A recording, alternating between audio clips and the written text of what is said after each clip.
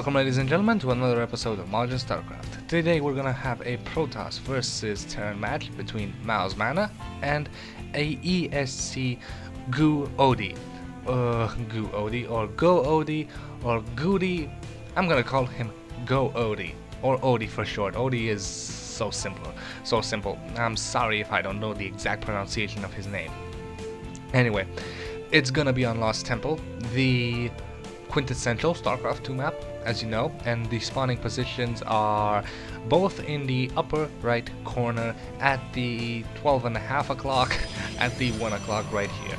So we'll see who actually manages to benefit from this position. This is a great position for harassment, and I mean great, especially air harassment. Banshees could come in, Phoenix could come in, but we'll see. It all matters on who actually manages to get the scout first. Do these players know that this is in effect? We will see. Anyway, we have there's the first supply depot, and will ESCGoOdy send for his...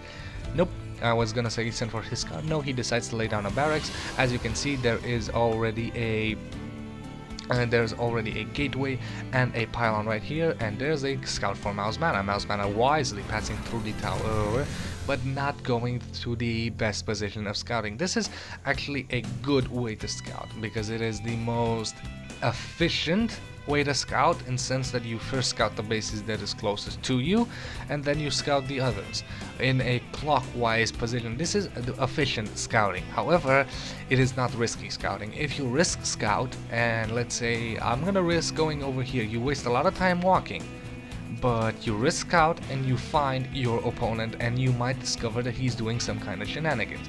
Not the case in this situation, but why not? It could happen.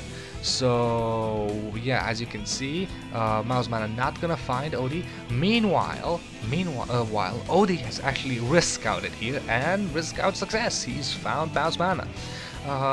The delay, because the scout was so delayed, he's actually gonna find him at the about same time as mouzMaNa's gonna find Odie, and he is gonna find a lonely marine, and the marine is actually moving out. This is smart, not allowing mouzMaNa to get up here, but mouzMaNa does get up here. He sees everything, he knows what's going on, and he's effectively scouted at this point.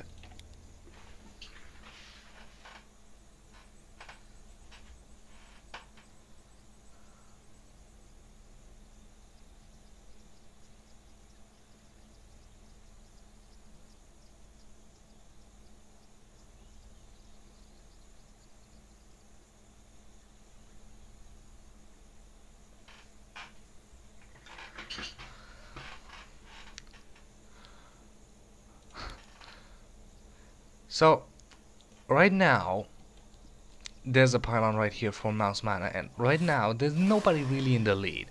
We do have Odie right here with the SCV, so he will be able to spot something if something comes out, but mouzMaNa decided not to go for early pressure, just to go for a stalker right now to get his second gas, and we'll see what he decides to transition into. Meanwhile, Odie is bringing out a Marauder, and he's researching conch shells, which is a really good upgrade for Marauders. They're just so powerful, and he might decide to move in here. He does not have the forces. A Marine and a Marauder will not be able to deal with a Zealot and a Stalker efficiently, but there we go, taking out the probe. Because of that probe sacrifice, he knows that the Marauders have conch shells, so mouzMaNa is aware of the conch shell problem, laying down a Stargate. So as I said, great map for this kind of harassment. Second command center going up, and a factory, so one command center built for Odie. And now Odie is backing out. He hasn't scouted this, and very wisely this is put somewhere in the corner, so if a scan goes down, it is unlikely to actually hit the Stargate. And I don't know if a better position would have been up here, but hey, we'll see if it matters. We'll see what he brings out. Will it be Void Raids? Will it be Phoenixes? I probably suspect Phoenixes. I'll probably suspect Phoenixes. No more Marines. Well, there are a couple of Marines on the way. And speaking of which, let's bring out the production tab. There we go. Phoenix is on the way. Is it chrono boosted out? No, Phoenix is not being chrono boosted out, and there is chrono boost available. So it should be chrono boosted out, and a second gateway on the way. That the first one being warped in, morphed in, or warped in into a warp gate. actually morphed in, because it's not being warped out of anything, it's just simply changing its form, so it's morphing into a gateway. Anyway, we do have 2 Marines, 2 Marauders, 3 Marines, 2 Marauders, and a bunker being laid down here. So Odie is suspecting great ground pressure from MaNa. MaNa only has 2 Phoenixes and producing more, and not sure how well this is gonna go. And there's that starport, so taking up an SCV. Will not be able to delay this, and Marines coming in here, and now the Phoenix is moving away. He knows that the Stargate is here. He's seen it transition into the reactor, and he was probably gonna expect a medevacs. However, now that the Phoenixes have been revealed, he is gonna expect the obvious counter to Phoenixes, which is Vikings. And here we go. The Phoenix is still coming in here, trying to do as much damage before the Vikings come out, picking up a mule. Oh, there is actually a turret here picking up a SCV, doing a lot of economical damage. The mule is free, so it doesn't cost anything for Odie. However, its income, it is extremely beneficial for the Terran. So without that mule, taking it out, and here we have a lot of Phoenixes going after the Vikings, and now the Vikings are actually gonna get plowed through bits. And there we go. Now mouzMaNa is in a very commanding position. There are 2 Marines here picking up 1 Marine. 1 Viking is gonna one Phoenix getting out of there with 3 HP. No more energy, so no energy for the graviton beam. No, but there is actually 1 Phoenix with enough energy for the graviton beam. This one is gonna fall behind, fix his shields, and whoa, another missile turret here gonna pick up that SCV and deny this missile turret. Now gonna probably try and wait here for any Vikings, and this is really good. Yes, right now ESCGoOdy is blocked, supply blocked, and gonna take out the Vikings. The Vikings wisely moving in the position of the tower. Phoenix moving and shooting, very nice movement indeed, taking out both Vikings instantly with their ability to move and shoot at the same time. And gonna try and pick up another SCV. Yes, picking up another SCV. Yes, right there, picking up another SCV. There are a couple of Marines. Missile turrets are being built to deal with the problem. No more Vikings on the way, and now mouzMaNa is transitioning into a 4-gate push. So now that he has air, he is gonna try and go for ground, because Odie is now still building Vikings to try and combat the air, which isn't the best idea, because he could just go mass Marines and the Marines will counter Vikings, will counter Phoenixes efficiently. And there we go, another unit dying there, and actually 1 Phoenix dying from the Marine that is inside the bunker, and trying to run in here, picking up the mule, and another big hit on the economy. I don't know how fresh that mule was, taking out another SCV, running in there after the Viking, not gonna get the kill. Here come the Marines. So the Phoenixes are doing a great job in honor of Phoenix, picking up a Marine, shooting it down, picking up another Marine, shooting it down, 3rd Marine down. So 3rd Marine down, and here we go, another fight between Phoenixes and Vikings. Vikings having their extended range, they can sit and battle, and we do have a lot of SCVs here for the repair. And now we're moving out the expansion for ESCGoOdy is moving out, gonna land and gonna be safe from the Phoenixes. The Phoenixes are not gonna do enough damage to this thing to bring it down, and we have now 3 Vikings on the field. Now Vikings are being produced, so enough Vikings can take out the Phoenixes quite easily. We have 3, but on the ground mouzMaNa has secured a decent enough army. If we look at the units, have 8 Stalkers, 4 Zealots, 2 sentries, and bringing in more reinforcements, and a warp pylon right here for the reinforcements, for warpins and for proxy warpins. And there we go, another stalker and 3 more zealots. I'm gonna start moving in across the ground. The Vikings are not gonna do anything, and they're just gonna get shot to pieces. There is the bunker on the high ground. There's no vision on the high ground to shoot. Oh, there's a Thor here. So getting the vision with the Phoenix is gonna take out the bunker. Now the Guardian Shield is still protecting, gonna start shooting the Marines. The Thor is doing a lot of damage. Vikings have landed to do a lot of damage. SCVs are coming in here. There's even a mule going to attack. Mule, you cannot attack, I'm sorry. You are not an attacking unit, and now mouzMaNa is forced to back out here, because the Marauder, SCV, and Vikings doing a lot of damage. Now still deciding to move in there, because a couple of Zealots have come in from behind. The Thor has died. So now Odie calls a GG, because he knows that he cannot fight this. He's lost all his units, he's lost Harvesters, he's lost his expansion, and that's pretty much it for mouzMaNa. mouzMaNa taking the victory, and ladies and gentlemen, I'll see you guys in a couple of seconds. That's right, there's a rematch. Welcome, ladies and gentlemen, to game number 2 between GoOdy from ESC and MaNa from Mouse. Or is it Mouse from MaNa? I know what it is. So, game number 2, aka the rematch is going to happen on Shakuras Plateau. Not necessarily a quintessential Starcraft map, as Lost Temple is, but still a decent 1v1 map, especially on these spawning positions because of the diagonal opposites. Why do I like this spawning position? Simple, because it doesn't allow for initial backdoor entry. If, let's say, the positions are one next to the other, some people might choose to break down through both set of rocks and enter the opponent's base. mouzMaNa actually opting to go for a very early scout here right after the pylon, because I suspect because he's ahead, he's expecting some sort of all-in from GoOdy. And if GoOdy wants to win, that could be a proposition, or is he actually confident enough in his macro game to beat mouzMaNa? Last game, GoOdy was actually beaten by a better tactic and a little bit better control of the Phoenixes. You saw how effective those Phoenixes were in devastating the economy of GoOdy and in keeping everything delayed enough. And after GoOdy lost a lot and dedicated a lot of units to countering those Phoenixes, mouzMaNa just transitioned into a decent ground army, not necessarily the best or strongest, but a decent ground army, and he did manage to break GoOdy's line. Now we're gonna have a barracks on the gas. mouzMaNa has scouted this. No scout as of yet, so he does not know what MaNa is up to inside his own base. So no scout for GoOdy. He might decide to scan.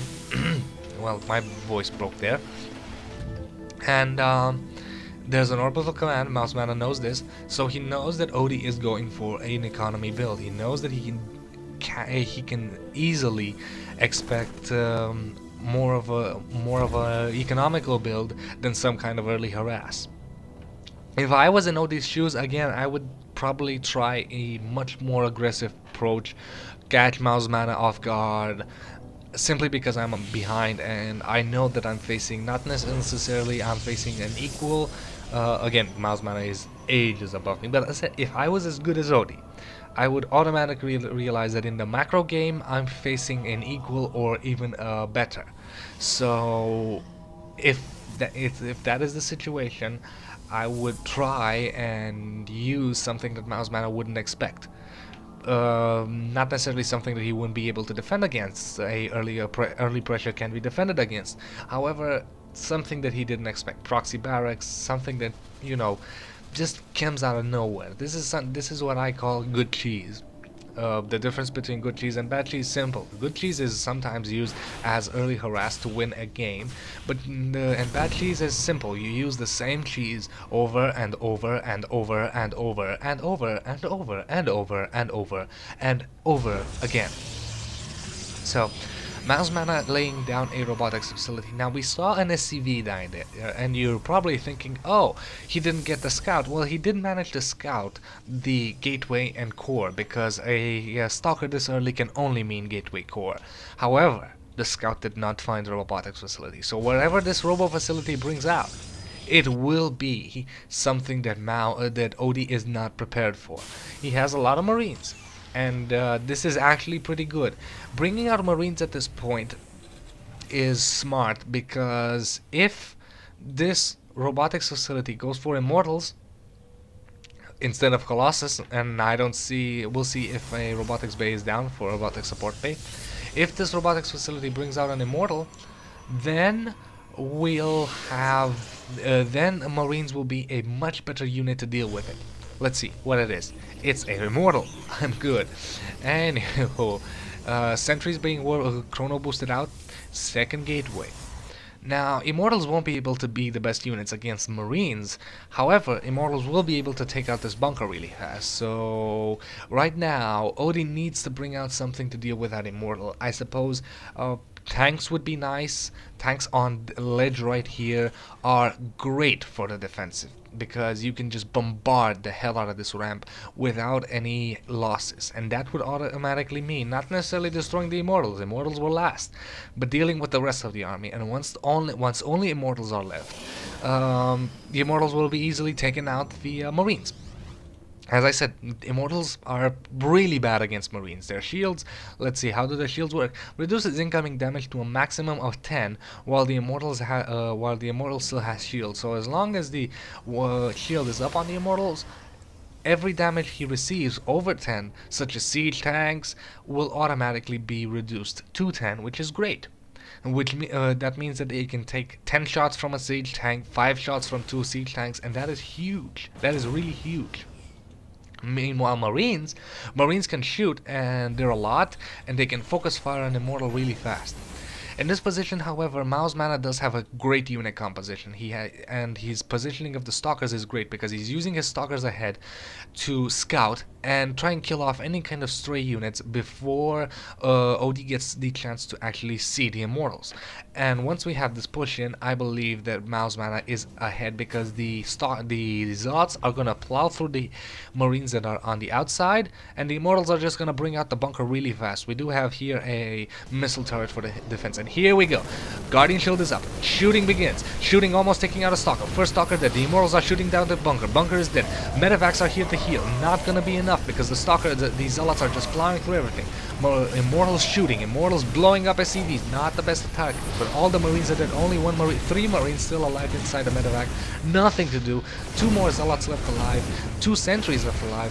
Immortals left alive. Warped in the reinforcing Zealots to deal with the Marine problem as Stalkers are no longer needed. This expansion will probably lift up in the air to try and escape, but not necessarily. And now mouzMaNa is moving inside the main. There is a small force here to counter it. Not gonna be the best. Taking out the Tech Lab. Now all the SCVs coming in here to tank while the Marine Marauders are shooting. However, this will not be enough. There are a lot of Zealots here, 2 more sentries, 2 Immortals, and 3 reinforcing Stalkers to deal with any kind of problem.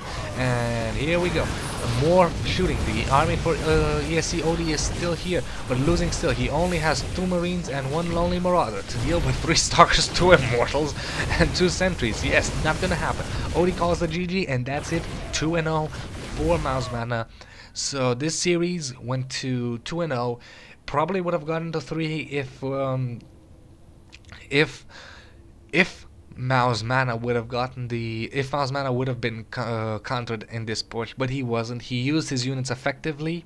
Brilliant play, using the Zealots to deal with the Marine problem, Immortals to deal with the building problems such as bunkers, and Stalkers and sentries, sentries for the Guardian Shield, and force fields weren't used, but force fields could have been used as well. So great unit composition and great push by mouzMaNa into OD's base. Thank you guys for watching this episode of Majin Starcraft, and I guess I'll see you guys tomorrow. Remember to subscribe.